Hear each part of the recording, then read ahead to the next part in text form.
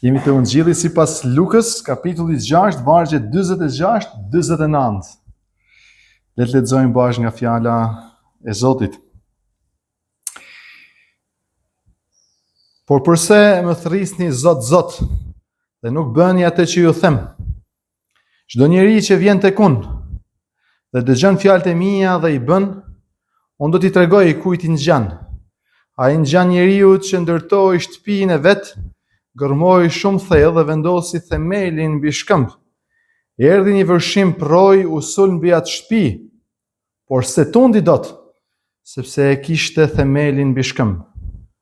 Por ai që e dëgjoi dhe nuk i bëri, i ngjan njeriut që e ndërtoi shtëpinë mbi dhe, pa themel. Kur ju sul proj, ajo ra me njëherë dhe rënimi i saj që i madh. Tema e predikimit sot, predikimit i Jezusit për sot është shtëpia mbi shkëmb. Apo ndryshe mund të themi qëndrueshmëria, pa më herën tjetër frytshmëria. Ata që janë vërtet në Krishtin janë të frytshëm apo japin fryt. Jezusi prap vazhdon një shembull tjetër tani duke na thënë që ata që janë vërtet dishepujt e tij janë të qëndrueshëm në të edhe në fjalën e tij. Pyetja që kam për ju sot është: ku është vendosur apo ku është mbështetur?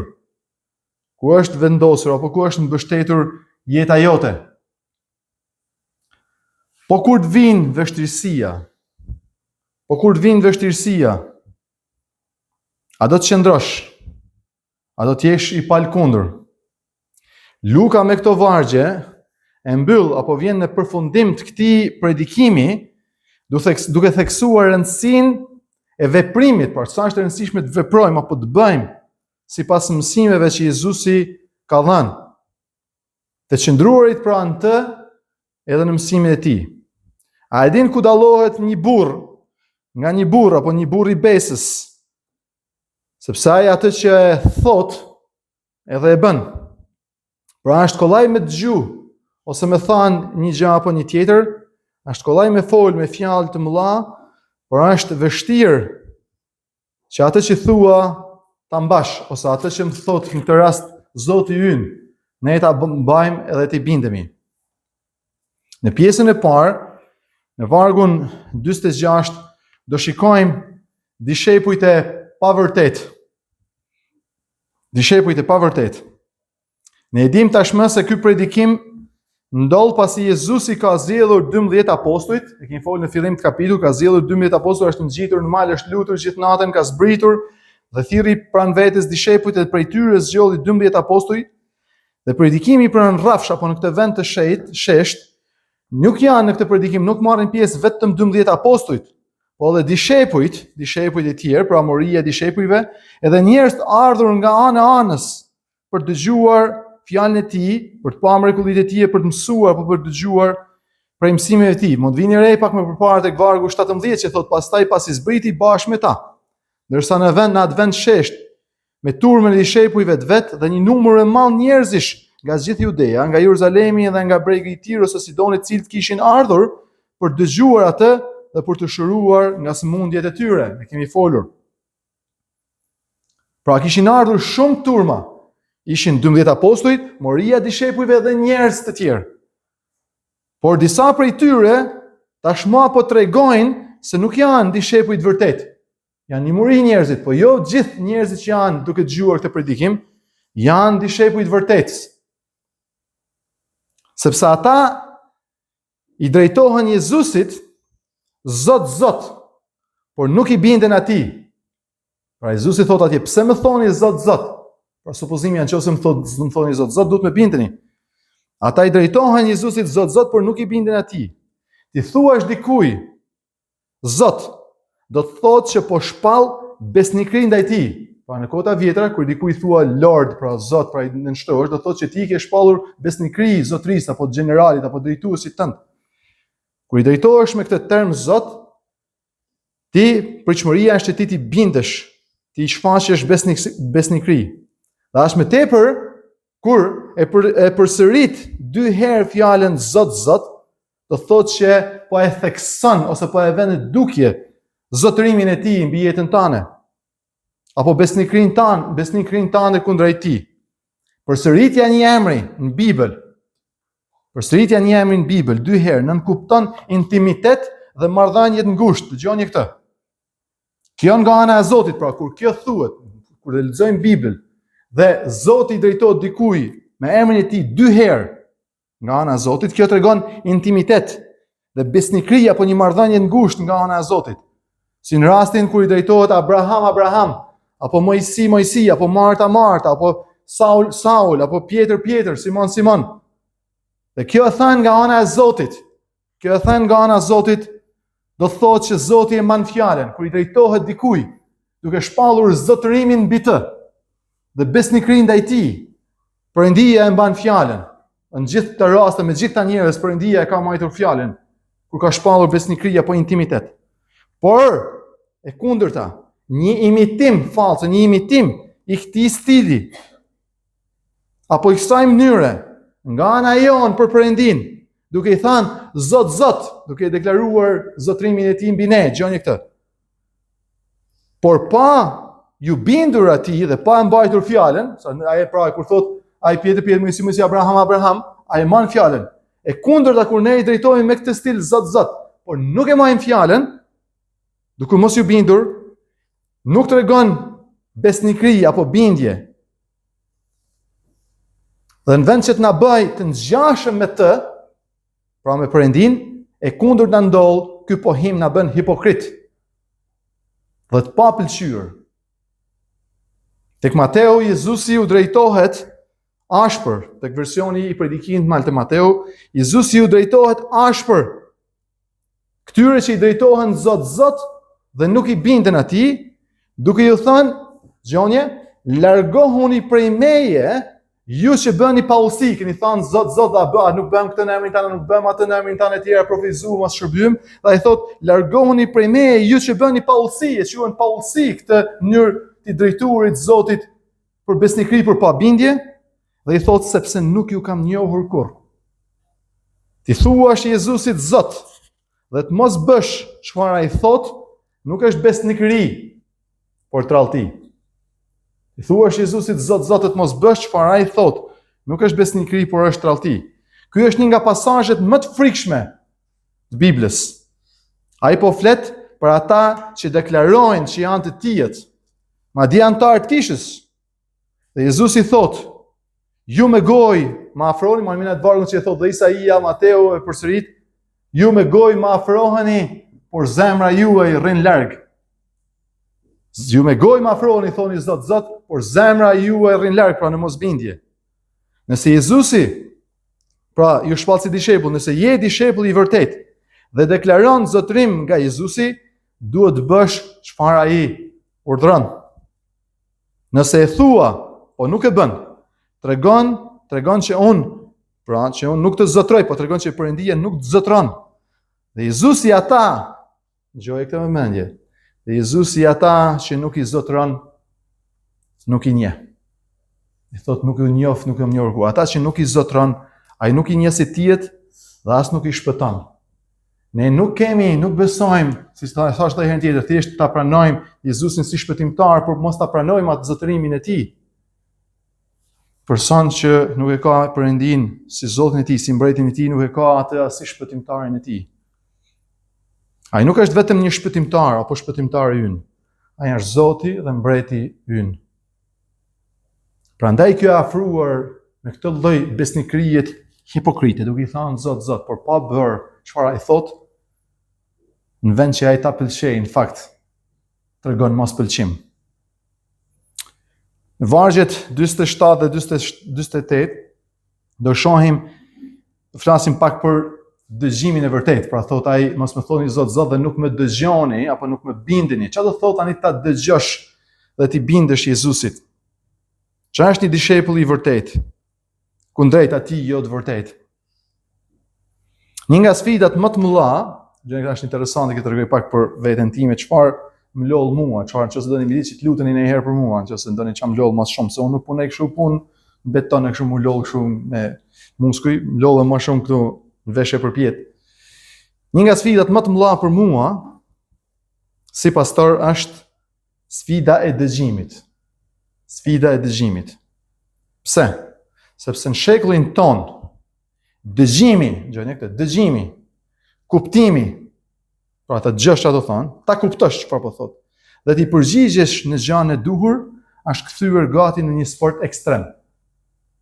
Të më dëgjosh çfarë po them, të më kuptosh çfarë po them, dhe të më përgjigjesh çfarë po kërkoj, është kthyer në sport ekstrem. E kam këtë sfidë me gjithë ne, në veçanti edhe me ata që janë bashkëpunëtorë të afërt, sepse ne kemi humbur në shekullin ton aftësinë për të dëgjuar, për të kuptuar dhe për të përgjigjur, për të reaguar sipas asaj që po dëgjojmë. Sepse dëgjojmë apo dëgjojmë njëri tjetrin pa marrë vesh, është bë e zakonshme në mesin ton. Kemi një shprehje ne që e përdorim, të dëgjoj post marrë vesh. A e keni dëgjuar këtë? Jam të dëgjoj post marrë vesh. Pra jam të dëgjoj të fol, po të marrë vesh nuk e di ku do më dal, nuk e di çfarë do thon. Kjo shprehje dëgjoj post marrë vesh është kthyer në zakonshmëri në shekullin ton. Pse? Sepse jemi të bombarduar nga shumë gjëra dhe bëjmë shumë gjëra të njëjtën kohë dhe ka inflacion fjala dhe asnjë gjë nuk është thelbësore për shumë gjëra në sipërfaqësore, duke bën disa gjëra, duke pa një video në YouTube, të pa Reels, të fol me njërin, të kru veshin edhe të mendu për punën, ku diun çfarë do bë. Edhe pastaj nuk din asnjërin prej këtyre e cila është më e rëndësishme dhe kujt duhet më i dhënë përgjigje dhe kush e të vëmendjen. Videoja, fotoja, fjala jote, puna që po bëj, kjo që i kam nërsietull, ku diun çka ke kështu dhe bëhet një laramandrik aty që s'merret vesh. Jezusi thot, ai që vjen tek unë, shikoj, ai që vjen tek unë dhe i bën çfarë them, ai më ka dëgjuar me të vërtetë. As nuk më ndjoj Jezusin, ato fol Jezusi, Jezus folti se kam i punë time unë. Ai që vjen tek unë dhe i bën çfarë them, ai më ka dëgjuar vërtet, thot Jezusi. Tjerë më kanë dëgjuar, pavarësisht se kanë qenë me vesh aty. Nuk më kanë dëgjuar. Pra ai është dishepulli im, ai që më dëgjon vërtet çfarë po them, dhe ai që më dëgjon dhe bindet në mënyrë aktive dhe bën atë çfarë po i mësoj. Pra jo të gjithë janë dishepujt e mi, jo të gjithë po më dëgjojnë me vesh dhe me zemër ndryshe pra. Me vesh, me gjurë dhe me kuptu çfarë po thua. Disa nga turma e madhe nuk e dëgjuan atë. Dhe nuk e dëgjuan atë jo sepse nuk dëgjohej zëri i tij, por ngrihet zëri se s'gjë, jo sepse nuk dëgjohej, por sepse nuk po dëgjonin, apo nuk donin të dëgjonin, apo nuk donin të mësojnë, apo nuk donin të bindenin. Ne në Shqipëri ngjajmë me kulturën hebreje shpesh, e them unë, dhe Jezusi këtu do përdor fjalë dhe ne kemi këtë fjalën dëgjim, e kemi në dy kuptime si folje. E kemi edhe dëgjuar për të dëgjuar dhe për të dëgjuar për të bën, për të ngjova çfarë më tha, e bëra çfarë më tha. Kemi përdorimin e fjalës dëgjim pra në këto kuptime. Në kuptimin e dëgjoj me vesh, e dëgjoj si tingull dhe di çfarë po thua, dhe kemi fjalën e dëgjoj ju binda, e bëra çfarë më tha. Për shkak është natyrshme ti thuash e kam dëgjuar nanën çam ka thënë. Po jo vetëm se e kanë dëgjuar, ka thënë pra nana vishu rrobat edhe sillu mirë dhe mos u ngatro me shokët. Ti mund ta thot nana këtë e dëgjon dhe sa dalsh për shtëpi ban sherr me shokët. Nëse nuk e bën këtë dhe i bindesh, thu e dëgjova nanën çam tha. Pra vetëm se e kam dëgjuar me vesh, por e kam dëgjuar, jam bindur, e kam dëgjuar. Kuptoni? E përdorim ne këtë, e përdorim në dy kuptime. Kam dëgjuar me vesh, është diçka tjetër thotë e kam dëgjuar ose e dëgjova apo e dëgjova çfarë më tha, ose të kam dëgjuar dhe themi ne po e bëra këtë pse të dëgjova ty. A ke dëgjuar pra të binda ty pra, të dëgjova çfarë thaj ti. Ndaj ne kemi shprehje nanët tona, themi, kush nuk e dëgjon nanën, del në rrugë e thën kamën. Pra e ka fjalën, kush nuk i bindet nanës, del në rrugë e thën kamën. Nuk ka fjalën kush e dëgjon me vesh, por kush nuk e dëgjon, thon nana thot mos shkon në rrugë dhe mos bën sherr. Dash kuptimi është kush nuk e dëgjon nanën, pra nuk i bindet nanës, por bën të kundërt, del në rrugë e bën sherr, thën kamën. Kush nuk e dëgjon nanën, del në rrugë e thën kamën. Dhe folja këtu dëgjoj në greqisht është aka ua, të dëgjosh. Dhe Jezusi thotë që kush dëgjon këtë dhe automatikisht bindet, dhe ka fjalën atje auto, në greqisht autopeleo, pra e bën në mënyrë automatike me njëherë i bindet fjalës, dhe thot Jezusi do t'i tregoj, vjen që thot do t'i tregoj ku i ngjan. Pra do t'i tregoj ose do t'i mësoj ose do t'i bëj të gjushme, të kuptueshme, t'ia shfaq këtë mësim duke treguar këtë shëmbulltyr dhe përdor këtë fjalën për bindjen apo për shfaqjen e këtij mësimit me fjalën hipo ka o. Që është hipo, është e njëjta fjalë, pra dëgjoj është dëgjimi, dhe kjo hiper përpara është fjala mja është tregu, mja është thënë me shembull se si duket bindja. Dhe Jezusi thot, ata që dëgjojnë fjalën time, automatikisht e bëjnë, po ju tregoj me një shembull, po ja u shfaq, po ja u mësoj, po ja bëj të kuptueshme, të mësueshme me një shembull, duke përdorur njëjtën fjalë folje, por me një hiper përpara, që do të thonë tregon bërjen ose shfaqjen e asaj që quhen hiper. Dhe fjala hiper është dëgjim apo hiper apo super dëgjim. Pra ka një dëgjim të thjeshtë me dëgjuar me vesh, ka edhe mënyrë se si shfaqet me një shembull bindja apo bërja e saj me hiperdëgjimin ose me dëgjimin bindës. Kur ti bindesh do të thotë që e ke super dëgjuar apo e ke dëgjuar me të vërtetë. Kur ti e bën, vërteton që e ke dëgjuar çfarë Jezusi ka thënë. Ai kam thënë qartë, më qartë, s'mund ta them ndryshe. Dhe përdor pastaj pra thotë të hiperdëgjimin, super dëgjim me këtë shembull që tregon më poshtë. Shpesh dhe këtu njerëzit vinë kish, dhe kjo është problemi që thash që e kam unë.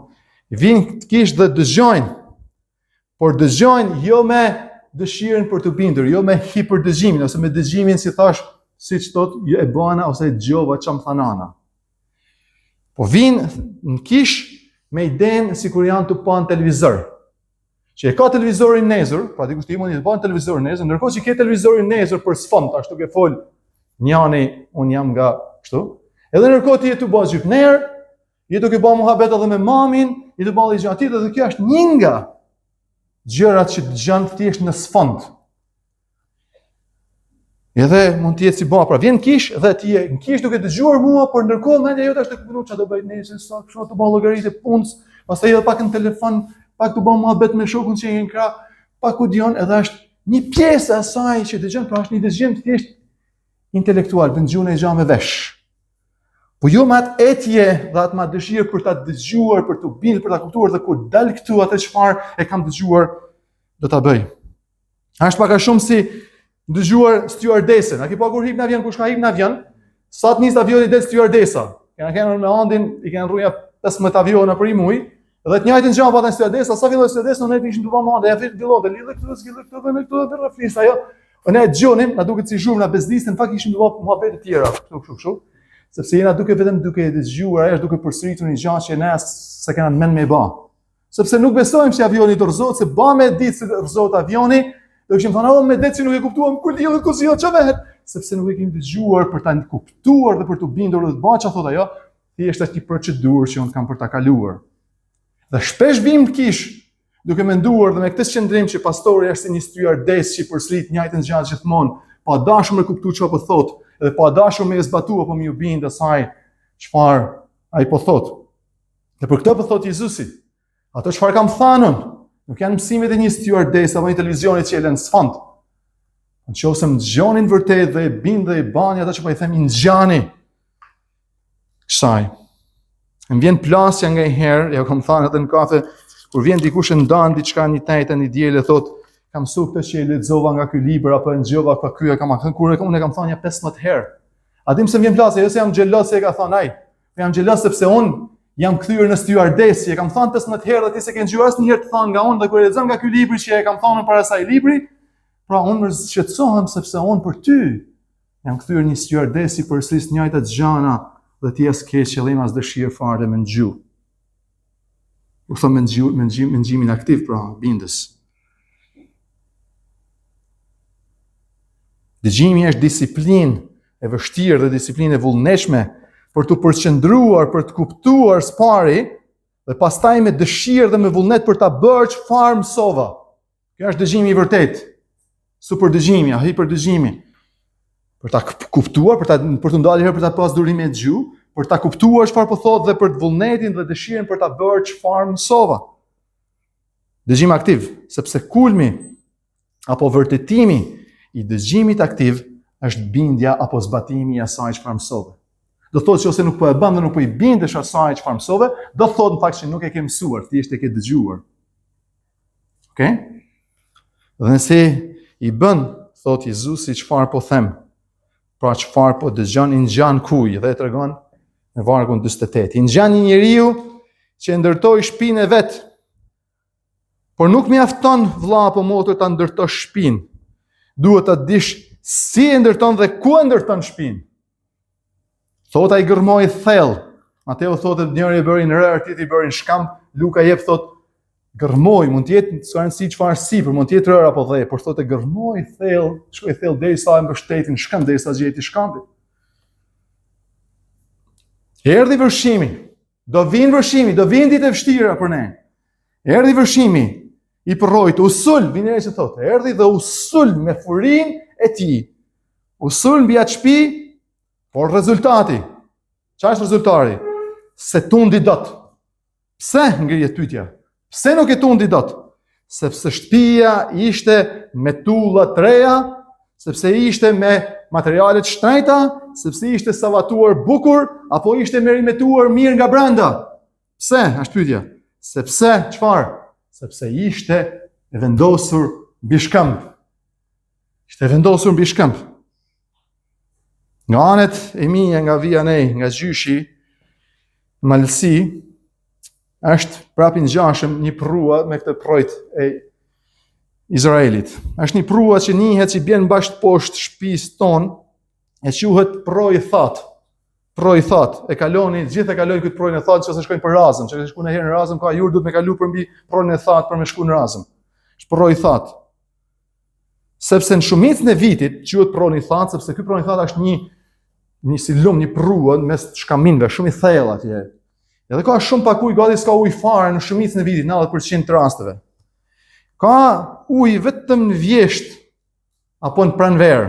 Në disa raste kur shirat vinë rrëmbyshëm male dhe lëshohen pastaj edhe bien në pronin e that, dhe në të rastet rradha, proni i that nuk është më proni i that, bëhet proni i njëm.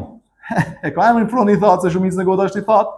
Po kur merr ky edhe nga që është në atë gushticën e maleve, ai ujë s'ka ka shkon se këto ka, është i tërbushëm. Çfarë gjën përpara? Druj shkopi, copa, tulla, gur, plastika, çat gjën përpara. E merr. E i qet për poshtë. Dhe kur i qet poshtë atje, bëhet se një lëm atje, bëhet një grumbull gjanash. Tani nëse do më shku me ban shtëpinë ti, në breg të lumit pronit that ku e nxjerr atje në bun, ku e derdha ai dikun, ku e derdha ai atë llomin. Nuk është mirë me ndërtu shtëpinë sipas ti bazamentit që ka nxjerr proni. Sa aty është një përzierje me heka, me gur, me dhëm, me kështu, a shumë. Duhet me i largu gjithë atë meterinat derisi të shkosh në shkam. Atje me mbështet themelin. E njëjta gjë është me projt në Izrael, është një vend i thatë, ku shumicën e kohës nuk ka ujë, e shira. Por kur bin shirat, rrejnë të bahen një gjë, kur vjen proni, thot atje. Është një njëjta gjë, pak a shumë me proni i thatë. Vëllezër dhe motra,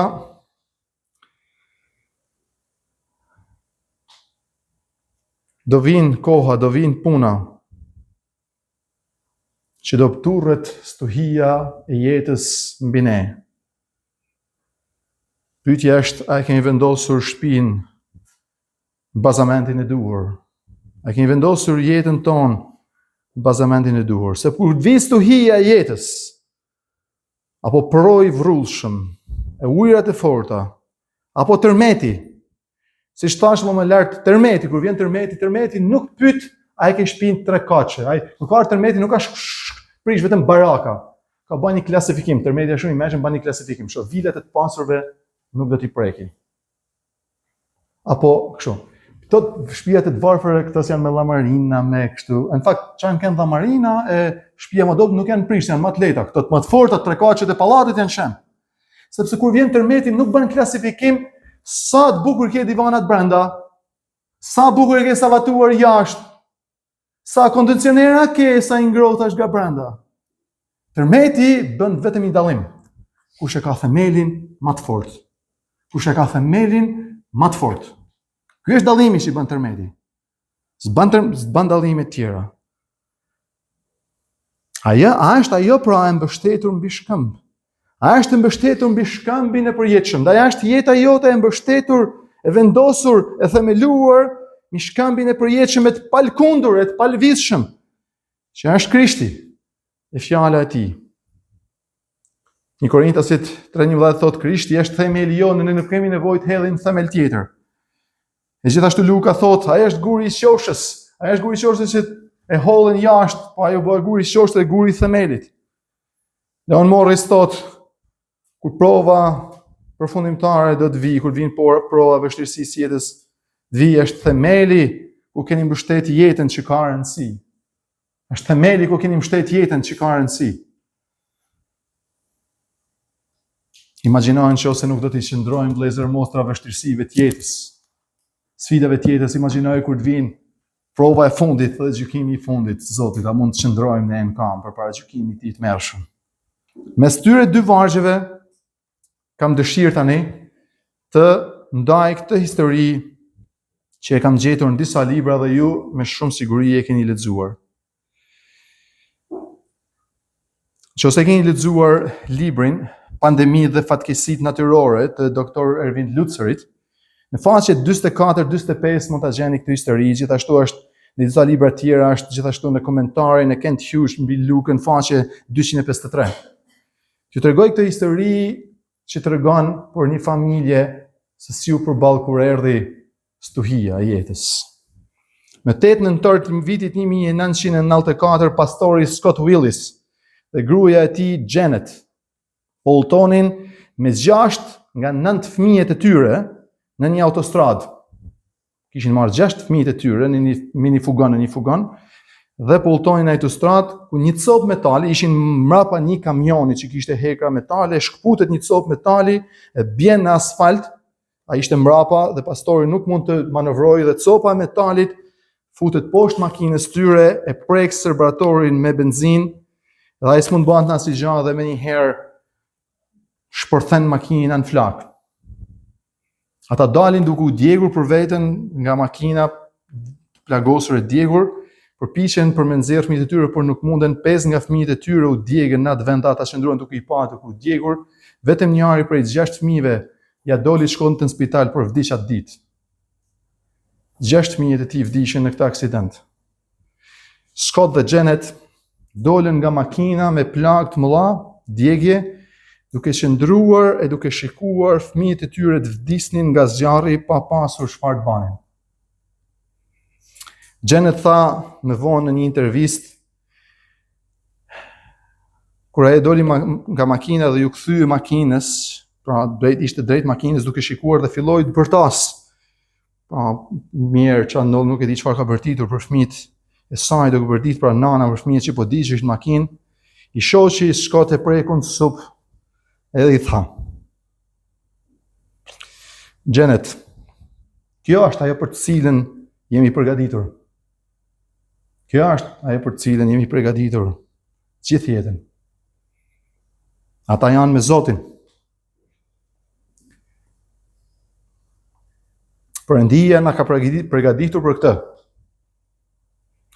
Ai inkurajoi atë gruan e tij që të kujtonte e të përsëriste Psalmin 34:1, në atë moment që po diqeshin fëmijët. I bjen sopë, i tha i na ka përgatitur Perëndia për këtë, e prekun sopë, edhe i kujtoi, citonte fjalët e Psalmit 34:1 që thotë: Unë do ta bekoj Zotin në çdo kohë. Unë do ta bekoj Zotin në çdo kohë. Lëvdimi i tij do të jetë gjithnjë në gojën time, jo bërtitu ankesa apo sharja. Unë do ta bekoj Zotin në çdo kohë, lëvdimi i tij do të jetë gjithnjë në gojën time.